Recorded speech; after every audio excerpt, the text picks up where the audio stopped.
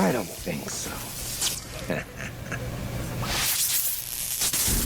Hello everyone and welcome to Action RPG Build Guide Edition. Today I'm ready to drop on you my 8th iteration of my B Raiden Sorcerer. Definitely a different take on the build. As always, I will cover every single facet of the build. Everything is timestamped in the description below if you need to bounce around. Let's not waste any time and jump right into this. Starting off with some gameplay. Now what you're looking at right now is my B Raiden. And again, this is the 8th iteration of this build, but obviously this one is very different. Now, it is still focused on Lightning Blast, but we are triggering Meteor, so we're using Lightning Blast, Meteor, Static, Arcane Ascendance, Focus, and then we put an unspec'd Teleport on our bar for just added movement speed when we need it. And we're using the new Amulet Mana Guide, and Mana Guide allows us to move while we are channeling Focus, which gives us armor, it gives us tons of DR to chilled and shocked enemies. And it's very simple. This is a one-button automated build. You click Focus and move around. Focus automatically shoots Lightning Blast. Static automatically shoots Lightning Blast. Arcane Ascendance automatically triggers Lightning Blast when it is going. And then those Lightning Blasts crit, and the crits drop Meteors. So basically you run around and you drop Meteors and shoot Lightning Blast while you are channeling Focus. This right now gameplay is 1000 corruption. And what I'm going to do is on stream last night, we did kill the Pinnacle boss Aberoth with this setup. So I'm going to show you the clip of that Pinnacle boss kill right now. Very, very simple build. If you like one button builds, you're going to really, really love the new Raiden. Check out the Aberoth fight. All right, Mr. Aberoth. The void hungers.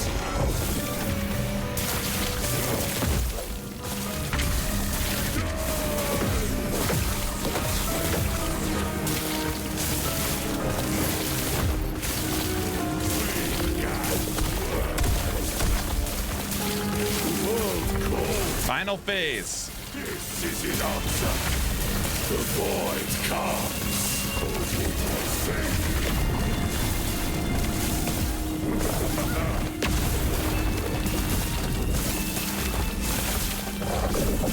Fight for nothing.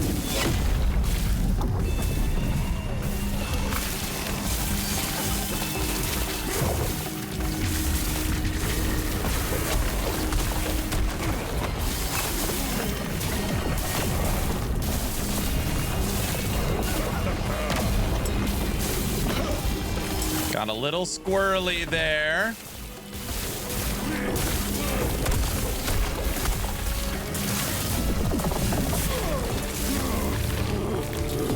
Can Flappy Bird kill Aberoth? Yes. Yes, it can. So now let's break down the skills for our 8th iteration on Raiden, and I'll try to direct you on what nodes you want to take first. And the first skill we're going to look at is Lightning Blast. And technically this is a Lightning Blast build. Even though Lightning Blast is not on our bar, again, it is triggered by every single skill that we use. And what you want to do first is snag these 2 nodes. You need crit. You need a lot of crit so that you could drop Meteors. So you want the base crit here with the multiplicative damage. You're going to get DR and lightning damage from the Lightning Attunement node. You're then going to come down and over shock chance and multiplicative damage on aftershock. This is 72% multiplicative damage on your lightning shock, and all enemies will always be shocked and chilled, which I will show you. So you've got 72 multiplicative damage, you have an additional 15%, then you're going to come up here and snag an additional 100%. So lots of damage with your Lightning Blast. Now, the final 4 points, you've actually got a couple of options. I've put it in the Spark Charge and detonate your Spark Charges. You can actually take these 4 nodes and move over here, and you could get Blind Chance and Spark Nova. This is an option, especially if you don't have any crit avoidance. Blind is great because you hit so quickly in this build. So this kind of takes care of crit avoidance for it if you don't have blind somewhere else. Moving over to Focus. Now, this is what you're actually going to be using all the time for the one button build as far as the new Amulet Mana Guide. And the first thing you want to do is come down and snag these nodes here. This is what is making that lightning ring when we are attacking. You get damage based upon your maximum mana, and you want it to go off all the time. It gives you better clear speed, and the more hits, the more meteors that are dropping. You then want to boost your armor, so you get more armor multiplicative and armor per intelligence. This is an intelligence stacking build. And then you want the rest of your nodes right here in Chilling Aura and Shocking Aura. If you have 5 and 5 on each of this is an additional 40% DR, and this takes care of all your shock chance and all your chill chance. Makes you a tankier mage. Moving over to static, first thing you want to do is come to the right here and make it where you automatically cast Lightning Blast when you're over AD charges. And you're going to boost the crit chance on this. More crit, more meteors are dropping. You're then going to come to the left and make it where you can have 100 charges more. Even though you need to only be above 80, I like having closer to 200 because then it's just going off all the time instead of just when you have the 80 charges. You want to build charges quicker, and you're always moving on this build, so you want double movement rate. And the remaining 3 points right here on gain a charge. Moving over to Meteor, our big damage dealer. First thing you want to do is come to the left and snag these nodes here. This is going to be 80% multiplicative damage to non-fire. We are non-fire because we're converting it to lightning. You're then going to come up here, boost your critical strike chance, and boost your critical strike multiplier. Pretty simple on the Meteor tree, and this thing can hit for 2 million damage at the training dummy, and it goes off all the time. Last but not least, Arcane Ascendance. Now, what's interesting about Arcane Ascendance is when you click this, you can actually move in Arcane Ascendance while you are channeling. But if you're channeling and then you try to move, it will kill it. So you want to trigger this while you are already channeling, and it's an instant cast, so it's fine. And what you want to do is come to the left, you guessed it, and make sure that it is using Superconductor and shooting Lightning Blast. So again, Focus shoots Lightning Blast from Mana Guide, Static shoots Lightning Blast from Overload, and Arcane Ascendance shoots Lightning Blast from Superconductor. All those Lightning Blasts are hitting the target, and when they crit, you have a 9% chance to drop a Lightning Meteor, fully automated. So you want to take Lightning Blast, you then want to come down here and make sure that it doesn't drain your mana. This is a very mana intensive build. You're then going to come to the left and have a chance to regain mana on kill with Arcane Ascendance. This helps your sustain. And then lastly, bring down the cooldown. Those are the skills. So now let's break down the passives. At time of recording, I'm level 98, and I will show you where I plan on putting those final 2 points. Now, looking at the base mage tree, there's actually a lot of good stuff here. That's why we have 32 points invested. We're taking health and mana. We're taking int and resistances, boosting our ward retention, and crit strike multiplier. This is a crit focus build. It is not a dot focus build. Moving over to source, we have 8 into calculated destruction, 4 crit. We are boosting our mana and our mana regen. We're coming over and getting Lightning Leech with Lightning Penetration. We have 3 into crit strike chance and 5 points, 50 crit strike multiplier for spell. My final 2 points, level 99 and level 100, are going to go right here just to give an additional 20% critical strike chance. We have 8 into Arcane Insight. This is int and ward decay threshold. 5 into multiplicative damage for lightning or shocked enemies. And then we are an Archmage. You want to get as close to 1,000 or over 1,000 mana if you can. This is base spell, and you get refunded your mana with those huge mana costs on your meteors. Moving over to Spellblade, 5 points into Arcane Warden. This is more ward decay threshold per intelligence. And lastly, Rune Master. We're getting 8% DR to shocked and chilled enemies, which all the enemies will be. We have 1 into Unsealed Mana, 1 into Arcane Focus, and the final 6 points into Transcendence. This is going to give you ward per second and additional ward per second with 60 intelligence, which we will have. Those are the passives. Moving over to last Epoch tools, we're going to break down the blessings, idols, and gear, starting with blessings. Now on here, I have selected Critical Strike Multiplier, All Resistance, Double Armor, including armor while channeling. Very important node for survivability, because these two mixed with the channeling focus node with intelligence does give you a decent amount of armor, which really helps with survivability. And this node right here that you get from everyone's favorite Lagan, you have 3 options. You can go max mana, you can go lightning resistance, or you can go ward per second. Now for this build planner, I chose to get over 1,000 mana. And it wasn't incredibly hard to do. If you can get 1,000 mana, awesome. Just know it is not required. All right. But it is nice to have. Now, looking at the idols, we have chosen to go the route of resistances. So these idols are taking care of a lot of our resistances over here. We've got 6% increased health regen, and then we're taking mana on these idols as well. Now you got some options here. You can take elemental resistance idols, which is going to boost your lightning res, which is great, and it is going to give you ward, so you can go ward, mana, or resistances, or a combination of the three. Just know you have a lot of options in your idols. Nothing is set in stone. All right. I would say actually out of all of the idols and all of the blessings, this armor wall channeling is probably the only one that is actually required if you want to stay alive at high corruption. Okay.